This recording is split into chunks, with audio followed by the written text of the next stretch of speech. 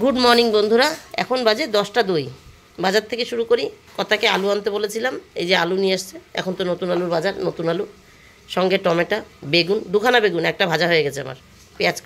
পেঁয়াজকলি অর্ধেক কেটেছি, ভাজবো দেখে, ভাজা হয়নি এখনও, অর্ধেকটা এইখানে। এই যে দুখানা বাঁধাকপি, এই দুটো গতকালকের, আর এই পেঁয়াজকলিটাও গতকালকের। তা সত্ত্বেও ওই যে আবার পেঁয়াজকলি এসছে। তাও আজকেরটাই ভেজেছি, গতকালকেরটা একটু বেশি ফ্রেশ দেখলাম, মানে আজকেরটা বেশি একটা ভালো না, মোটা মোটা, তার জন্য এখান থেকে অর্ধেকটা নিয়ে ভেজেছি মানে ভাজবো।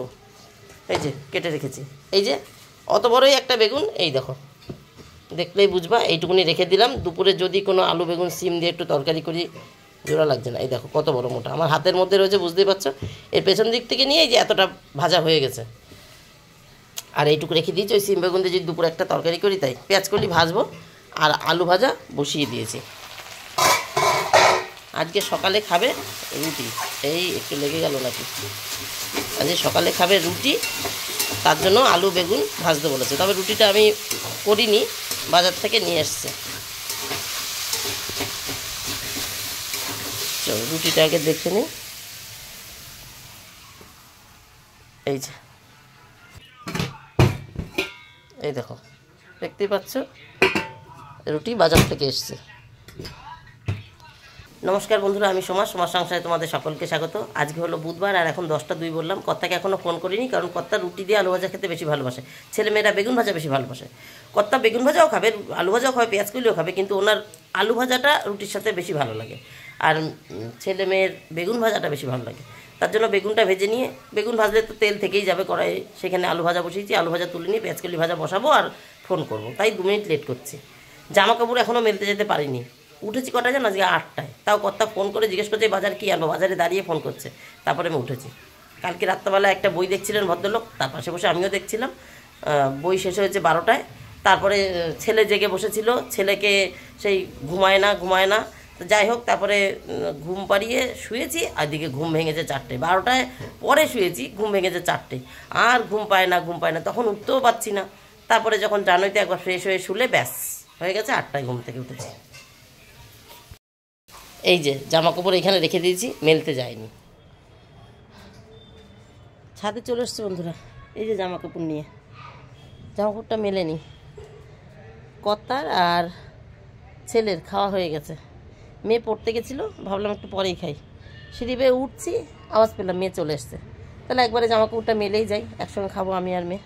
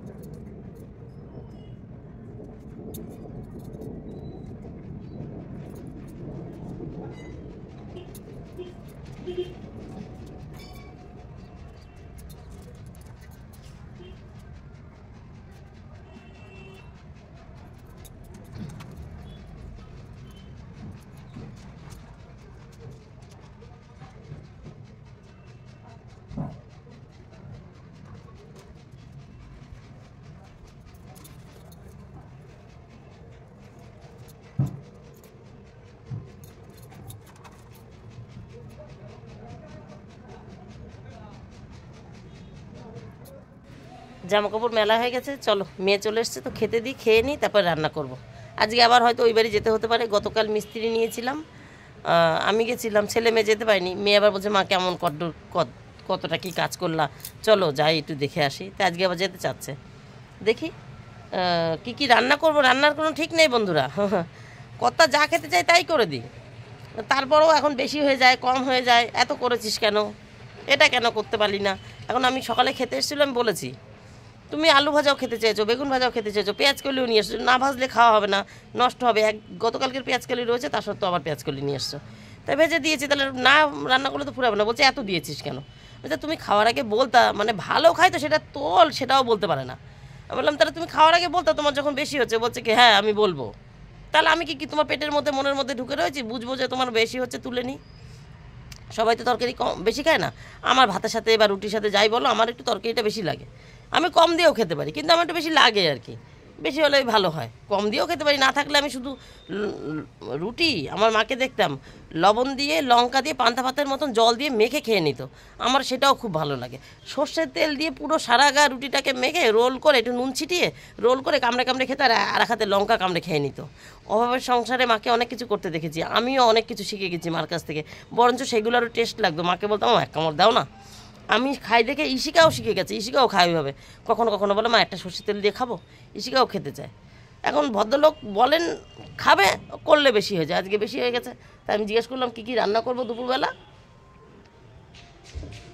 ভোলা মাছ এনেছে 4 পিস, মানে একটা মাছ এনেছে, মাথা, 2টো মাছ, লেজ। বললো আলু দিয়ে বেগুন দিয়ে, না আলু দিয়ে সিম দিয়ে ধনেপাতা দিয়ে করবি। মানে আগের দিন একদিন ভোলা মাছ করেছিলাম, এই 3-4 দিন 5 দিন আগে হয়তো এরকম করেই করেছিলাম। ওনার অমতে উনি বলেছিল ভোলা মাছটা পেঁয়াজ দিয়ে মাখা মাখা কীভাবে করতে, আমার ভালো লাগছিল না। সরু সরু নলা সিম এনেছিল, ভাবলাম এটা দিয়েই করে দিই। ওইটা দিয়ে করে দিয়েছিলাম, উনি ভালো খেয়েছিল, সেটা মনে হয় জিভে লেগে আছে। বলছে আলু দিয়ে সিম দিয়ে ধনেপাতা দিতে হবে ওর মধ্যে, মাছ হয়ে গেল। একটু চাটনি তো কতদিন ধরে খেতে যাচ্ছি, তুই তো করছিস না, তাহলে চাটনি করবি। বাঁধাকপি 2খানা এনেছি, একটা কর, তাহলে 3টে আইটেম হয়ে গেছে। এদিকে আমি ভাবলাম কি বাঁধাকপিটা আজকে, আমি ভেবেছি আগে ওনাকে জিজ্ঞেস করার আগে, বাঁধাকপিটা আজকে করবো না, ওই আলু বেগুন সিম দিয়ে একটা তরকারি করি। বড়ি কিনেছি তো কতদিন হয়ে গেল, এখনও বড়িটা খেতে পারলাম না, তাহলে আলু বেগুন সিম দিয়ে বড়ি দিয়ে একটু তরকারি করি, ছোট্ট করে অল্প একটু। ওই যে বেগুনের মাথা রেখে দিয়েছি সকালবেলা, বললাম না ভেজেছি, আর এইটুকু রেখে দিয়েছি, দেখি কিছু একটা তরকারি করতে পারি নাকি। তাহলে যে কোনো একটা বাদ দিতে হবে। এবার আমারটা আমি কেটে ফেলেছি, আলু বেগুনটা সিমটা কাটা হয়ে গেছে। এখন হয় বাঁধাকপি বাদ দেবো, নাহলে চাটনি বাদ দেবো, যে কোনো একটা বাদ দিতে হবে। 4টে আইটেম করলেও আবার অসুবিধা, এত করেছিস কেন, তা তুমি আনছো কেন, এই আর কি, সংসারে তো থাকেই। চলো যাই, মেয়েকে খেতে দিয়ে আর খেয়ে নিই। 12টা 33 বন্ধুরা, লেবু কেটে রেখেছি, আর এখানে যে ভোলা মাছ সর্ষে বাটা দিয়ে করতে বলেছিল, আলু দিয়ে সিম দিয়ে এই যে করে রেখেছি। 4 পিস আছে, 3 পিস এখানে দেখা যাচ্ছে, 1 পিস নিচে বা এই যে সাইড দিয়ে দেখা যাচ্ছে, না 1 পিস নিচে আছে। 4 পিস মাছ এই যে হয়ে গেছে। দেখো তোমাদের দেখা থেকে মনে পড়লো ভাত বসাইনি, দেখেছো এইভাবে কোনদিন একদিন ফেসে যাব। সকালে ভাত হয়ে যায় না রাইস কুকারে আমার। এই দেখো এইটা ভাজার বাটি, এটা শেষ হয়ে গেছে, এর মধ্যে বাঁধাকপি নামাবো। আর এই যে আমি একটা তরকারি করবো বলেছিলাম, আলু বেগুন সিম সব আমার কাটা হয়ে গেছিলো, এই যে আলু বেগুন সিম কাটা হয়ে গেছিলো, সেটা করছি না, সেটা প্যাকেটে ভরেছি, ফ্রিজে তুলে দেবো। আর মটরশুঁটি বাঁধাকপিতে খানিকটা দিয়ে খানিকটা রেখে দিলাম, আগামীকাল যখন এটা করবো এর মধ্যেই দিয়ে দেবো, বড়ি দিয়ে তরকারিটা হবে। আর এই যে চাটনি করবো, চাটনি নামিয়েছি, ভদ্রলোক যা যা খেতে চাইছে ভদ্রলোকেরটাই করলাম, আমারটা করলাম না আজকে। বাঁধাকপিতে ধনেপাতা মটরশুঁটি সব দেওয়া হয়ে গেছে, এক্ষুনি নাও, বাঁধাকপি হয়ে গেছে। আগে চালটা ধুয়ে দিয়ে আসি, বাঁধাকপি একটু ঝিমিয়ে দিয়ে, ভুলেই গেছিলাম। তোমাদের এখন না দেখাতে গেলে মনে হয় রান্নার শেষে মনে পড়তো, কারণ সকালবেলায় আমার হয়ে যায়, সকালবেলায় ভাত করে ফেলি তো। কোন দিন এই নিয়ে একটা মানে যুদ্ধ হয়ে যাবে, খেতে দিতে গিয়ে দেখো ভাত নেই, মনেই নেই যে আমি চাল ধুয়ে দিইনি। এইরকম 2 দিন হলো, যেদিন সকালে ভাত করিনি, একদিন মনে হয় খিচুড়ি করেছিলাম, আর আজকে তো রুটি এসছে। এবার সকালে ভাত করি আমি, সকালে দুপুরে ভাত হয়ে থাকে, দুপুরবেলা শুধু তরকারি হয়, ভাতের কথা মনে নেই, দেখেছো, ভুলে গেছি। চালটা ধুয়ে দিয়ে আসি বন্ধু, এটা সিম করে দিয়েছি, পরে এসে তরকারি নামাচ্ছি। 1টা 33 বন্ধুরা, রান্না হয়ে গেছে, শুধু চাটনিটা দেখাতে বাকি ছিল, আর বাঁধাকপি নামার পর ফাইনাল। কড়াইতে তো দেখেছিলা, এই যে, আর ওইটায় মাছের ঝোল আছে, ব্যাস। আর এখানে ভাত হচ্ছে, ধোয়া উঠছে, দেখা যাচ্ছে, ওই যে ধোয়া উঠছে, ভাত হচ্ছে। হাতটা ধুয়ে নিই। ঘর ঝাড় দেওয়া, গ্যাস মোছা সব হয়ে গেছে। আর একবার ওয়াশিং মেশিনে কাচতে দিয়েছিলাম, সেগুলোও বেরিয়েছে, কিন্তু যেই কাচতে দিয়েছি সেই রোদ চলে গেছে, একদম পুরো মেঘলা হয়ে গেছে, কোনো রোদ নেই, কোথাও কোনো ছাওয়া দেখতে পাবে না। বাজে 1টা 33, এখনও রোদ থাকলে ছাওয়া পড়তো। যাই হোক, আর এই ফুলটা আজকে 4 দিন, রবি সোম মঙ্গল, আজকে বুধবার, 4 দিন এখনও ফুটে আছে। তবে এইবার ছোট হয়ে আসছে, মানে আগে ছোট ছিল, আস্তে আস্তে বড় হয়েছিল, এখন কালকে পর্যন্ত পুরো টান টান ছিল, আজকে দেখছি একটু কুচকে আসছে, এবার নষ্ট হবে হয়তো। তো একটা জবা ফুল 4 দিন রয়েছে। আর এইদিকে ছেলের চানের জন্য জল গরম বসিয়েছি, ধরাইনি, কারণ ছেলে বাড়িতে নেই। কর্তার হঠাৎ হঠাৎ মন্নামতি, হঠাৎ হঠাৎ এক এক রকমের ইচ্ছে হয়। এখন আবার ফোন করে জিজ্ঞাসা করছে, এই ছেলে মেয়ে কি পাম্পে যাবে, তেল আনতে যাবে, মানে গাড়ির তেল ফুরিয়ে গেছে। এবার সকালবেলা খেতে এসে বলে গেছে যে আজকে ওই বাড়ি যাবি, কালকে তো ছেলে মেয়ে যায়নি। আমি হ্যাঁ ঠিক আছে, আমি যাইনি, ছেলে মেয়ে দেখবে কীরকম পরিষ্কার হয়েছে, কী হয়েছে, ভালো লাগবে, ওদের ইচ্ছা করছে যেতে, যাবে। সকালে এক কথা বলে গেছে, আমি সেইভাবে ঠিক করছি, তোমাদের সঙ্গেও সেই গল্প করেছি। এখন আবার ফোন করে জিজ্ঞাসা করছে যে ছেলে মেয়ে যাবে নাকি। তা মেয়ে বলছে না মা, আমি পুজো দিচ্ছি, ও চান করে পুজোর কাছে চলে গেছে, বলছে আমি পুজো দিচ্ছি, আমি যাব না, ওই বাড়ি হলে তাও যেতাম। আর ওই এখন চান টান করে উঠেছি, এখন পেট্রোল পাম্প অবধি যাবো নাকি? যাবো না। আমি বাবাকে বলো ভাইকে নিয়ে যেতে, তাই কর্তা ছেলেকে নিয়ে চলে গেছে। এখন বন্ধুরা তাহলে আজকের মতন আমার গল্প এখানেই শেষ। যদি আমি ওই বাড়িতে যাই তাহলে ভিডিও আবার অন করব, আবার অল্প একটু দেখাবো, নাহলে আজকের মতন গল্প শেষ। ছেলে যেহেতু বাবার সাথে ঘুরতে গেছে, মেয়ে পুজো দিয়ে নামুক, মেয়েকে জিজ্ঞেস করি মেয়ে যাবে কিনা। ও রাইস কুকারে ভাত দেখালাম, ভাতটা হবে। আর এদিকে কেচে এসছে, সেগুলো মেলতে যাব। এর মধ্যে মেয়ের পুজো হয়ে যাবে। মেয়ে যদি রাজি হয় যে চলো তাহলে এক পাক ঘুরে আসি, তাহলে ঘুরতে যাবো, এসে চানের জল বসাবো, মানে গ্যাস ধরাবো, আর তাহলে তোমাদের একটু দেখাবো। আর না হলে পরে দেখাবো না। এই যে কাজগুলো বললাম, ভাত হবে, সুইচ অফ করবো, জামা কাপড় মেলতে যাবো, ব্যাস গল্প শেষ। Tata bye bye. তোমরা সবাই ভালো থেকে সুস্থ থাকো। দেখাবে নতুন একটা দিন নতুন একটা গল্পের সঙ্গে। টাটা। 2:08 বন্ধুরা চলে এসেছি। এই দেখো, গতকাল এখান থেকে ওই সিমেন্টের বস্তা সরিয়ে রাখা হয়েছিল, আর ওখানে যে কুড়িয়ে কাছে যে ইটগুলো বেরিয়েছে সব ওখানটায় দিয়ে একটু সিঁড়ি মতন করা হয়েছে, কারণ ওপারে যাওয়ার জন্য। ওখানে তো পাঁচিলটা এখনও ভাঙা হয়নি। তা মেয়ে চেক করতে চলে গেল, বলে এইটা আগে চেক করি। ওই ছাদটা ঝাড় দিয়েছে? হ্যাঁ হ্যাঁ, ওই ছাদটা ঝাড় দেওয়ার আগেই গতকাল আমি চলে গেছিলাম। ওই দেখো জল ছিটিয়ে ঝাড় দিয়েছে। বললাম জল ছিটাতে হবে না, তুমি ধুলোটা বাইরে ফেলো না, বস্তায় ভরো, তাহলে আর উড়বে না। এত 3তলা ছাদেরটা ঝাড় দিলে উড়ে কার বাড়ি ঢুকবে? তাও শোনেনি, জল ছিটিয়ে ঝাড় দিয়েছে। এখন দেখো শুকিয়ে সব ধুলো ধুলো হয়ে রয়েছে। ঝাঁকা ধুলোবালি ওই পাথর মতো ছিল, সেগুলো একটু পরিষ্কার হয়েছে। আর এইটা তো গতকাল দেখিয়েছি, অনেকে হয়তো গতকালকের ভিডিও দেখেনি, আবার একটু দেখিয়ে দিই এসছি যখন। এই যে টমেটো গাছের ফল তো এখনও আসেনি। হ্যাঁ বন্ধুরা, এসছে।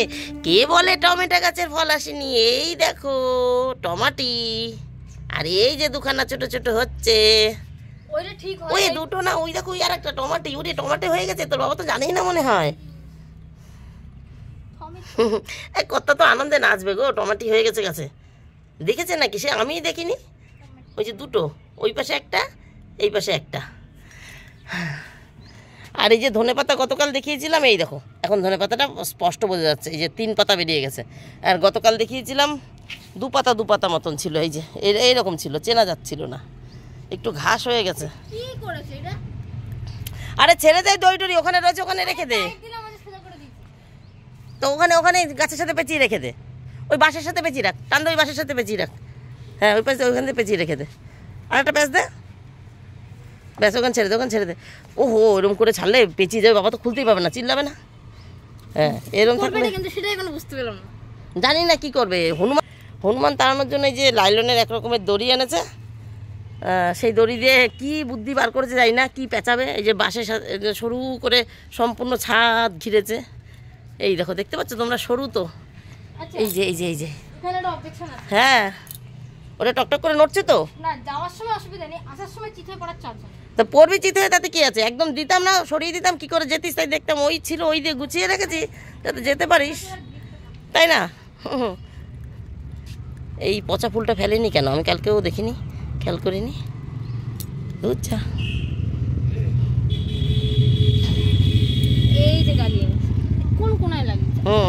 ও ঠিক আছে, ডালিয়া গাছে করি চলে এসেছে। যে মাথাটা মোটা দেখতে পাচ্ছি, করি এসে গেছে।